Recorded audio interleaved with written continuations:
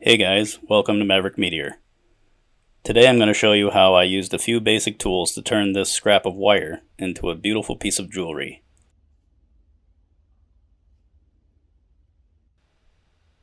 I already stripped the insulation off these pieces earlier, so I'll grab one of these.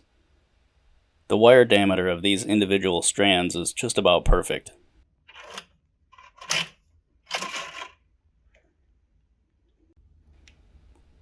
I'll start by pulling off some single strands. For this project, I'll only need 2 strands about 12 inches long.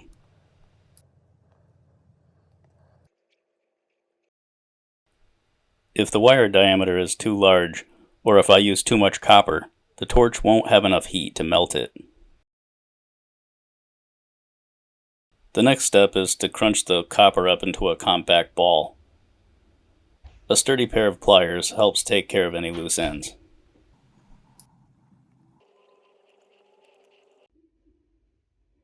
And there we go. That's all we'll need. Time to get melting.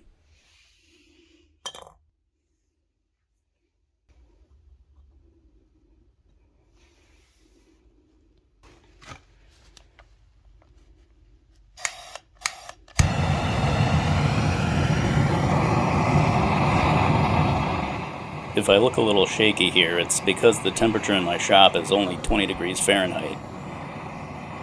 You can see the moisture coming out of the mold, so I'm going to let it warm up and I'll be back in a minute.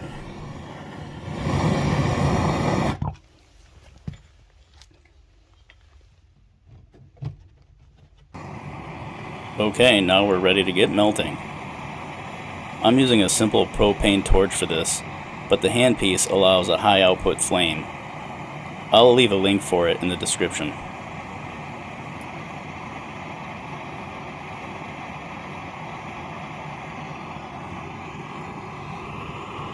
I'm watching the front of the copper ball for a molten bead to form. Look closely inside the green circle, and you'll see a tiny molten bead drop down.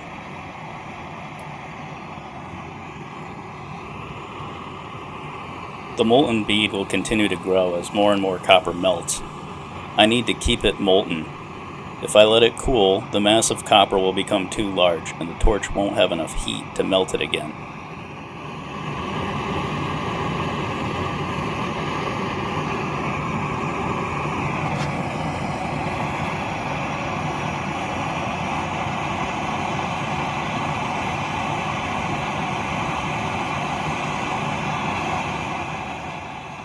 You might notice that the flame color is starting to turn green.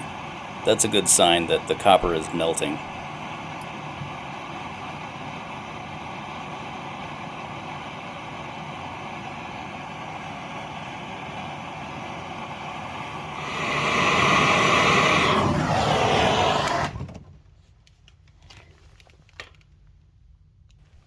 Now that the melting is done, I'll let the ingot cool down until it stops glowing. This will take about 30 seconds.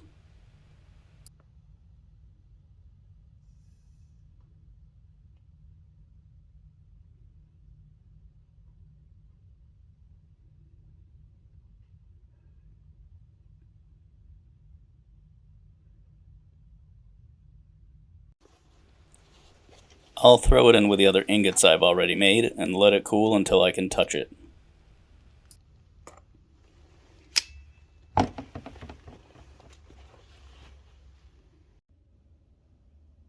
Right now, the ingot looks like a boring gray blob, but that doesn't matter. As long as the piece is solid with no cracks or fissures, it'll work just fine.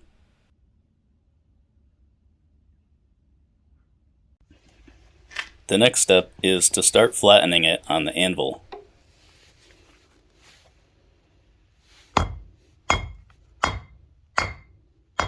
The copper is completely cold at this stage, and it won't need to be heated again for the rest of the process.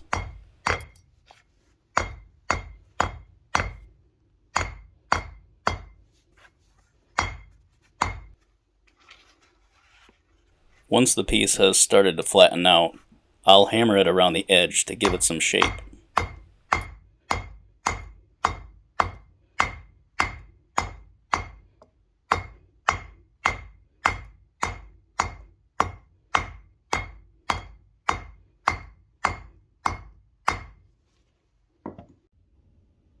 Notice that the face is slightly convex.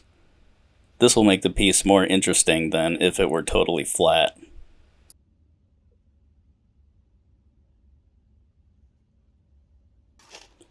I use the ball side of the hammer to rough out a heart shape.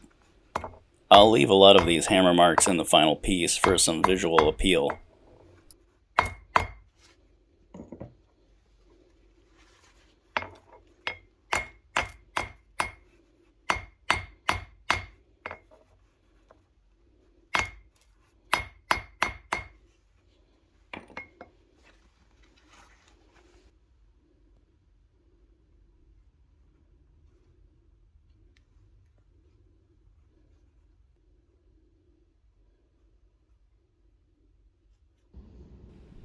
It's time to refine the outer shape with some filing.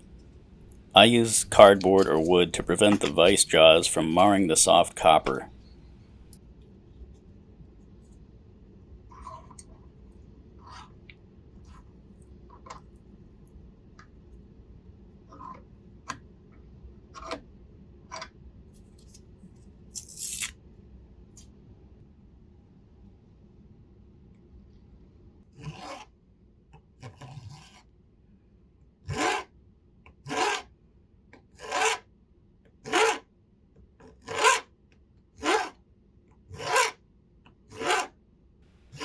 At this stage, I'm filing out the rough outer shape of the heart, so precision isn't crucial.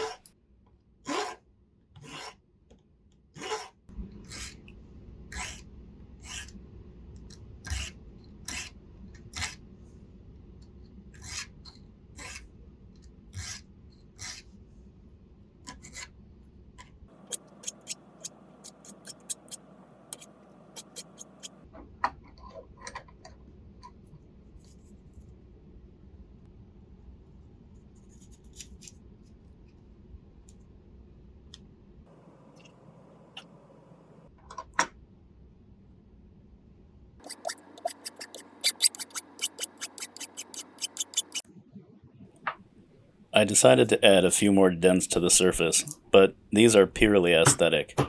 I'm not changing the overall shape in this step.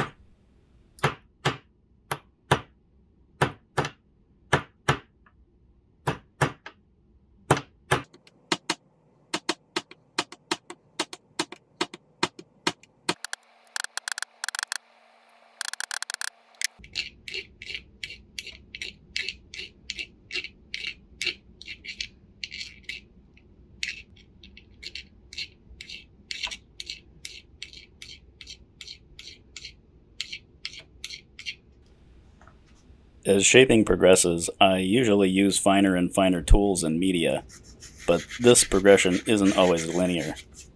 I might do some fine sanding, then choose to go back and reshape something with a file, or add more dents with a hammer.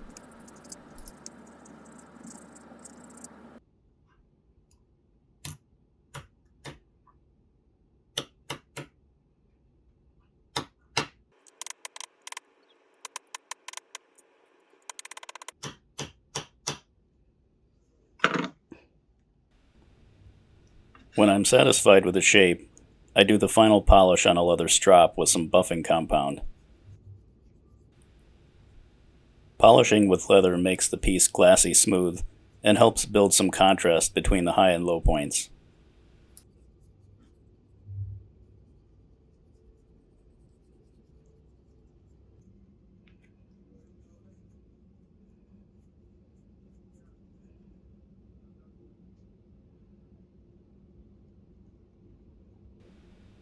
And there it is, the finished heart pendant.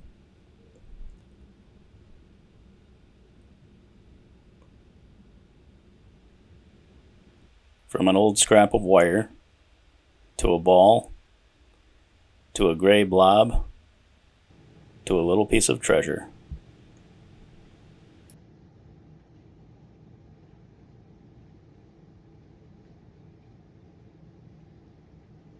My camera can't really do it justice, but it feels silky smooth and I love the way it shines.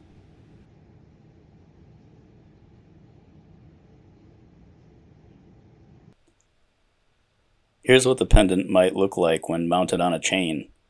It could also work as a bracelet, charm, or earrings if I made a second one. I think it'd make a nice Valentine's Day gift. What do you guys think? Let me know in the comments. If you enjoyed this video, please click like and subscribe. Your support will help me continue building this channel. Thanks for watching.